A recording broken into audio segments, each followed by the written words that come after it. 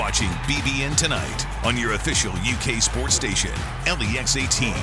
Presented by Central Bank, the official bank of UK athletics. Welcome back to BBN Tonight. It's time to talk more Kentucky basketball now. Yeah, let's check in with the voice of the Wildcats, Tom Leach. Tom, welcome in. Happy to see you guys as always. Well, because it is Big Blue Nation, certainly had a much-needed breath of fresh air on Saturday afternoon, right? Cats left no doubt when they would beat Tennessee once they stepped on the court in Knoxville.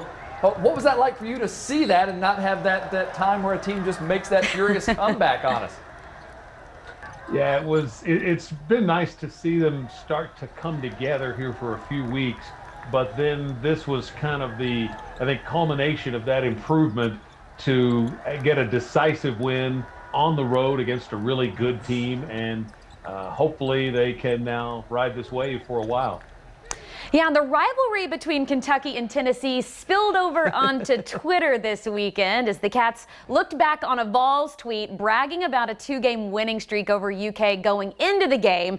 But after Saturday's win, Kentucky's basketball account responded with an epic tweet about its big lead in the series overall. So, Tom, did you see that, and what's your take on this little back and forth online? Yeah, it's fun for rivalries. So you can have some fun with that kind of thing when, it's no fun to be on the wrong side of it. So when you get to be on the good side, as long as it doesn't get, mean or personal or something, which this wasn't. So it just seemed to be all in good fun. Tom, response, I think Tennessee did something kind of similar after winning in Lexington. And so it was, hitting the ball back across the net, if you will. Yeah. That happens when you have a true rivalry and teams are winning on both sides. Exactly. Right? So, that's what it's all about. Tom, we are hoping to see, we were hoping to see Kentucky get the chance to extend a winning streak to 4 games this week, but that was, of course, derailed when Texas A&M had to call off the game because of the Aggies' ongoing issues with COVID-19. I could see both this being a positive and a negative. Really, Kentucky just still has to go out and win the SEC tournament anyway, but is there something to be said for missing out on a chance to play one more game? Yeah, I think there is a couple of things. Cal, after the game, I asked him about the possibility of adding more games. This was before we knew A&M was completely off the table.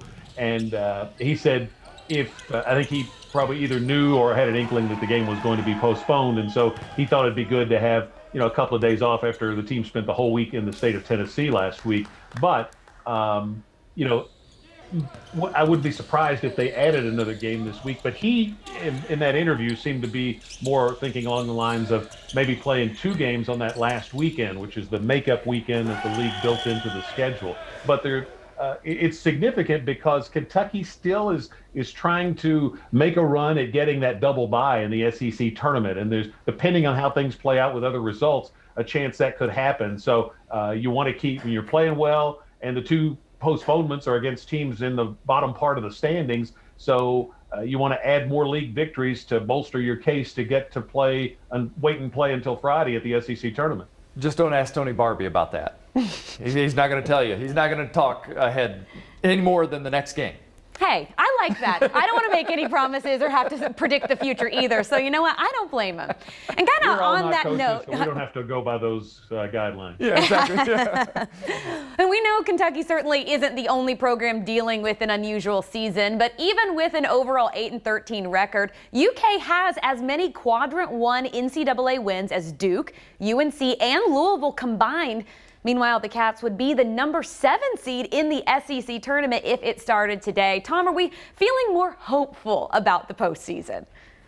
Oh, I think no doubt about that. I think you're seeing a lot more optimism now, and I think it's justified in watching how the team is playing. And this really started during that 4-game losing streak where they lost to really good teams, but they were playing better, and they just had some issues with closing out games or a tough break on a call in the Arkansas game.